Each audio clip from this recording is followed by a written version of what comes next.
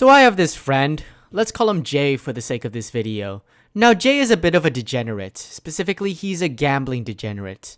And being a so-called gambling degenerate, his poison of choice is online casinos. When I'm using the word degenerate, I'm not talking about sitting at an online blackjack table for hours and getting dealt $20 hands. Oh no! I'm talking about doing $250 slot machine spins while not even looking at the screen and instead scrolling on TikTok. Yep, that kind of degeneracy. And mind you, Jay isn't like super rich or anything. He's just casually rinsing half of his bank account on a typical Tuesday afternoon. But luckily this story does have a happy ending. Kind of. One night, while scrolling on TikTok doing his typical degenerate spins, Jay got really unlucky, but he didn't think much of it. And so he redeposited another $500. And then lost it. Then redepoted again. And again. And again. Till he got to the point where he lost so much money he felt physically sick to his stomach. And ever since that day, Jay has never gambled again. Except for sports betting. If you thought that was the peak of degeneracy, oh boy, you are not ready for this video. My name is ToxicLike, and today we're going to be looking at 3 of the most degenerate subreddits on the planet, with each of them getting progressively worse as the video goes on. We're going to be taking a look at a range of clusterfucks in this video, so buckle your seatbelts in, grab some popcorn, because without any further ado, let's get on to our first subreddit. Gambling subreddits. Typically I don't do this, but just so this video isn't 52 years long, I'm gonna group all of the gambling subreddits together. That being r/gambling, r/sports betting, and r/sportsbook, as these are the most prominent gambling subreddits. Obviously, if you have half a frontal lobe, you might already be able to discern that the act of gambling itself is already quite degenerate. Then again, it is still a form of entertainment, so if you're able to keep it under control, it won't really be too bad for you. These people cannot keep it under control. Casino goers. What's the biggest loss you've seen? A good friend of mine works at a Starbucks in a casino.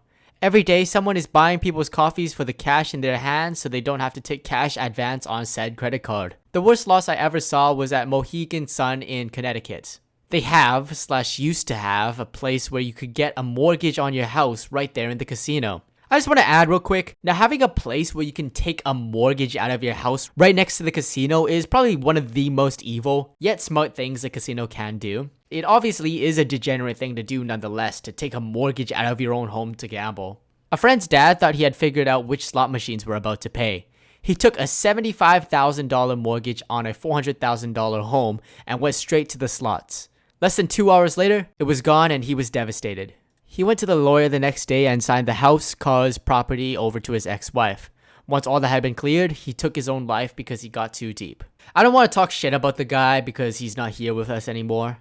But dude, saying you figured out slot machines and then basically spending your whole life savings on it, it's really crazy how gambling can take everything away from you so fast. Saw a guy once having a severe meltdown after losing. He kept saying he spent all his college money. He was an absolute wreck on the floor, screaming and punching the ground and himself. Security had to escort him out. Never saw him again at any of the casinos in town after that. Always wondered what happened to him. I mean, frankly, there isn't much to say. Like, if you're someone who's never gambled before, but you know you have a bad impulse control or an addictive personality, honestly, I'd stay far away from gambling entirely. You know, I'd just stick to regular things, like drinking beer and beating your wife. No one believes me, but I'll tell it anyway. About 20 years ago, when online gambling was legal, my bestie from work and I would log on and play at the online casino.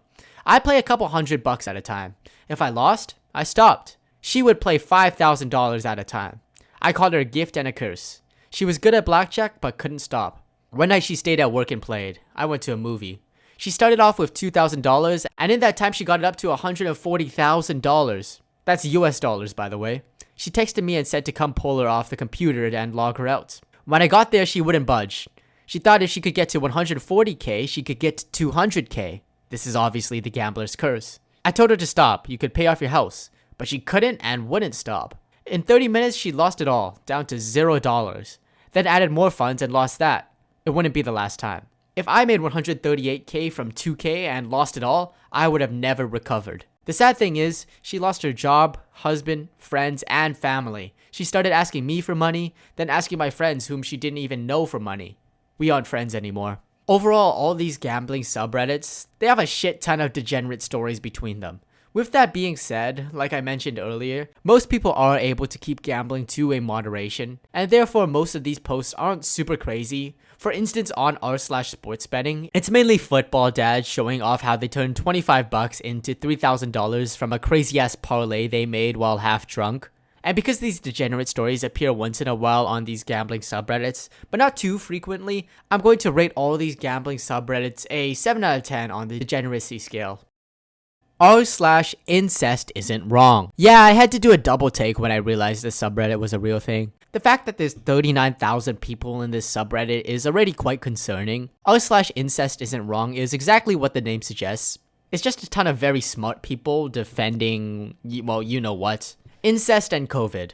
Like a lot of people, me, 48-year-old mom, and my son, 27, and my daughter, 30, began being intimate together during COVID. I'm sorry guys, just give me a moment to collect myself. I just need a second to process what I just read. What the fuck you mean a lot of people? No!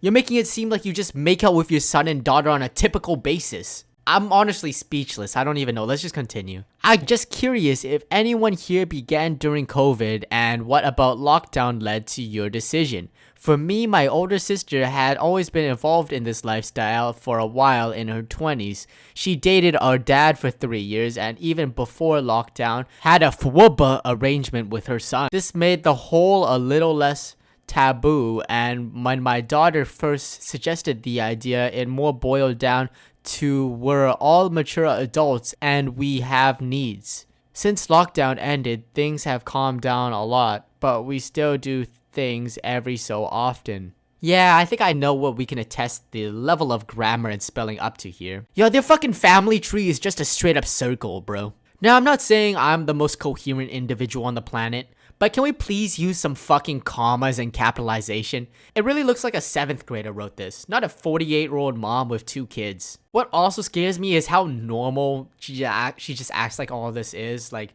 oh yeah, no, it's just a regular Thursday afternoon, you know, like a lot of people during COVID. I just fucked my kids in a polyamorous relationship with my mom and my girlfriend. I've been just bursting wanting to be able to talk about this in a relatively public way.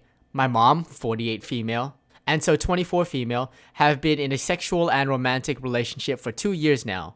My girlfriend, 24 female, is the one who really helped me not be scared to open up about my feelings to my parents. And I just love her so much. I'm so lucky. What in the fuck did I just read? How and why? You know, I'm not even gonna question it. What I am gonna question, however, is the amount of support my boy is getting under this post. Now, with that being said, I'm not one to hate watch on other people, but I feel like the concept of incest itself, hasn't that been proven to be awful for genetics and shit over time? You can always make the argument that at some level we're all a little bit inbred because, you know, we all had to have come from the same families all the way back 10,000 years ago and whatnot. But you know what I mean. I also want to point out the roles or the ranks or whatever that are given on this subreddit. Yeah, bro, my role is cis kisser. I'm a real gangster in this. I'm just gonna leave this here if you want to pause and read it.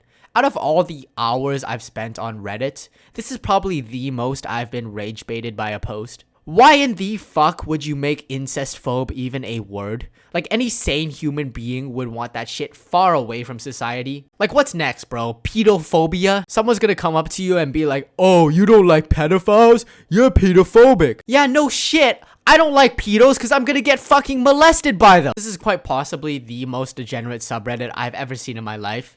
Across my 30 minutes or so browsing this community, not a single drop of logic came anywhere even close to my monitor. And overall, after viewing this subreddit, I'm undoubtedly giving it a 10 out of 10 on the degeneracy scale. Now, you might be wondering, ToxicLike, you said that these subreddits are getting progressively more and more degenerate as the video goes on, and we're only on the 2nd subreddit. So how are you gonna up this degeneracy level? r/rape hentai. Yeah, I don't even think I can say these words on YouTube. Nor can I remotely show you any of the posts on here. Honestly, I'm shocked that this subreddit exists.